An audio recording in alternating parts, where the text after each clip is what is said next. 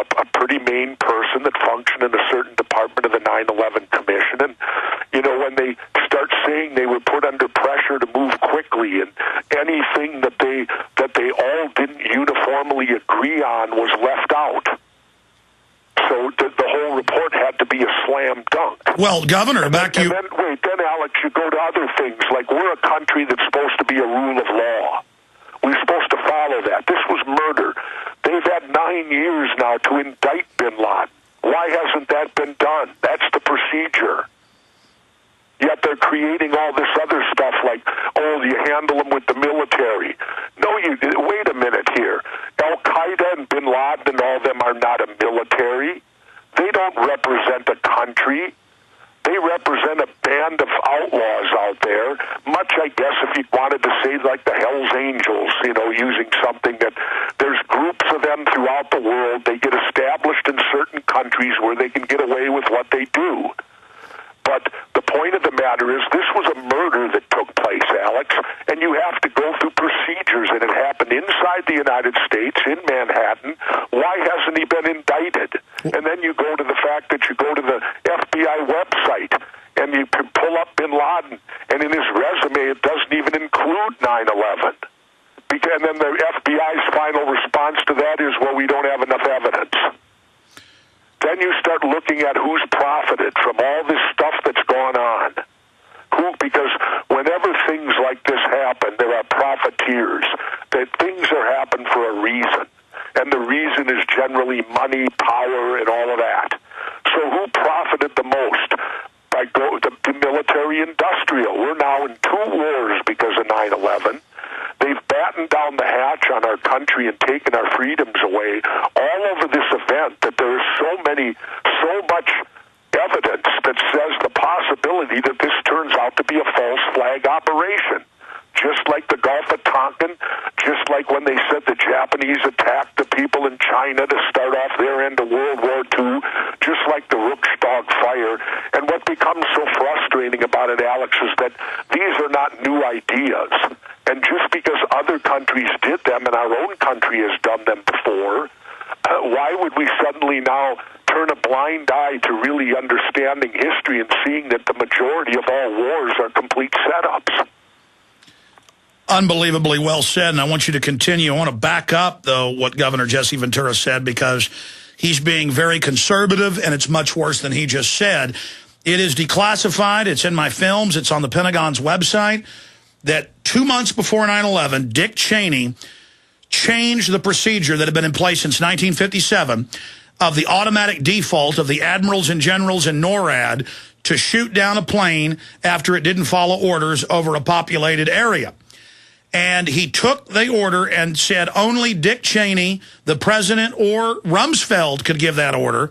And then 2 weeks after 9/11, he rescinded the order. And it's on the government letterhead with the Pentagon symbol, Dick Cheney's order to Rumsfeld. Then you talked about some of the other things that happened. And you talked about the fact that they haven't indicted bin Laden.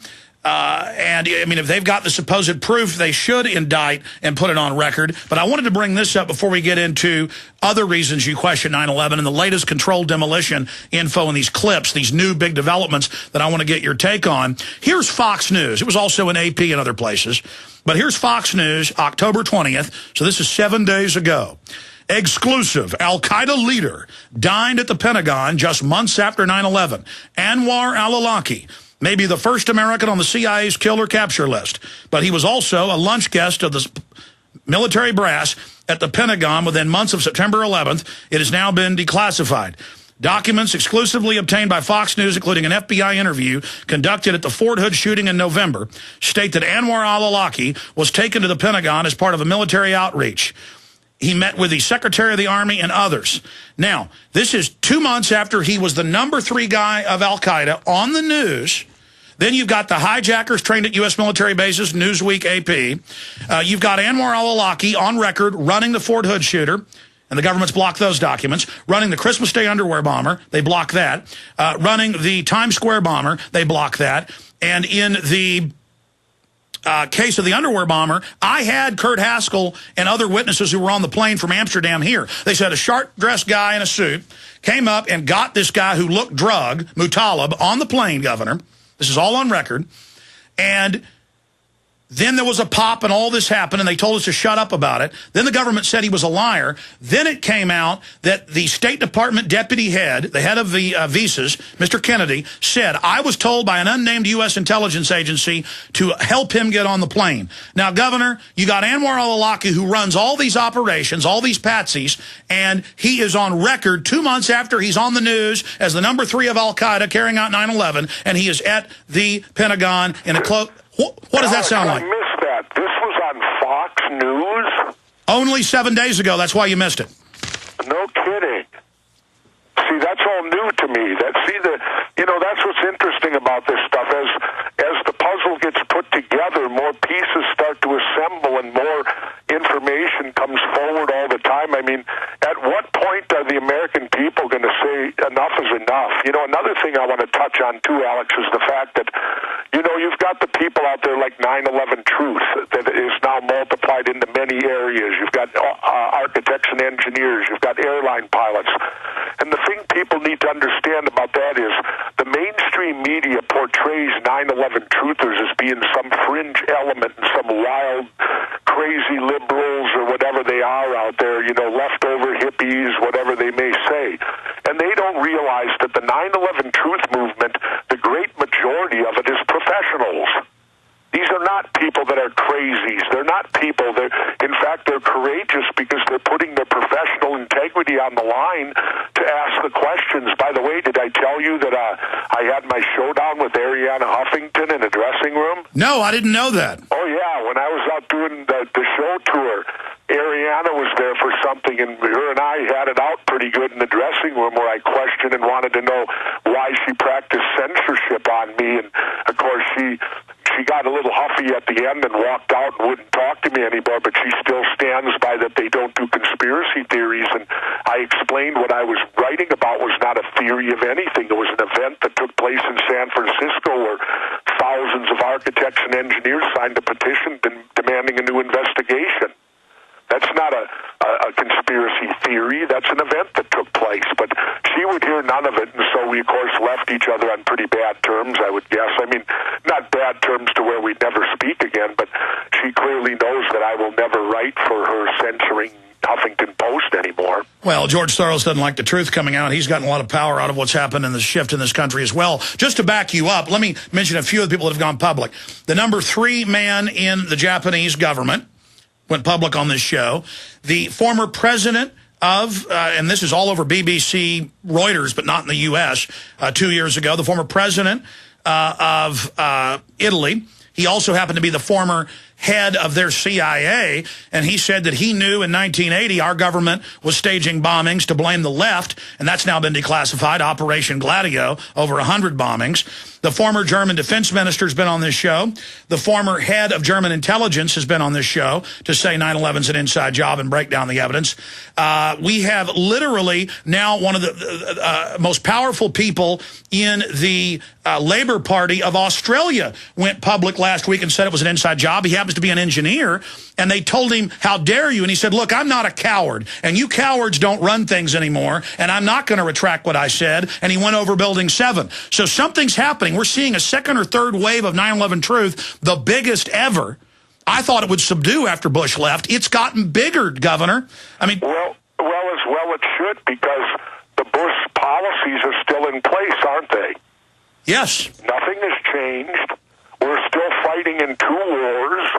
We still are being in a lockdown mode in this country, like I always tell you. When I leave and when I return, I always laughingly tell my friends I'm heading back to East Berlin now. And things like that. So I can understand to where it's not going away, because they're not going away. Everything is still the same. Notice how focus isn't on the wars anymore. We got kids over there dying and all this. I did an interview the other day where, it was a young kid on the internet, and he wanted to compare how his wrestling to politics, and I was going to have none of that. I said, look, wrestling is entertainment. It's sports athleticism. I said, politics politics is serious. I said, we got kids still dying in Iraq and Afghanistan, people getting killed in wars over there, which in this country now we seem to have taken some laissez-faire attitude about them.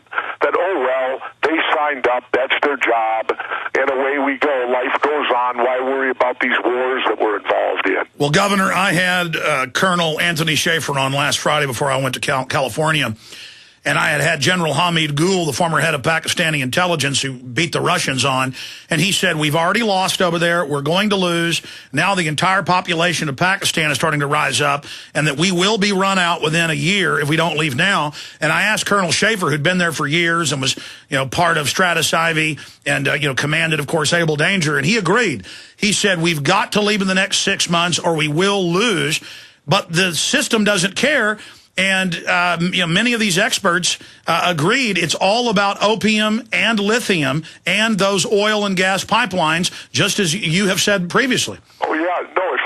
If you look in Afghanistan at where our bases are set up, our bases are completely set up to go along that pipeline and protect it.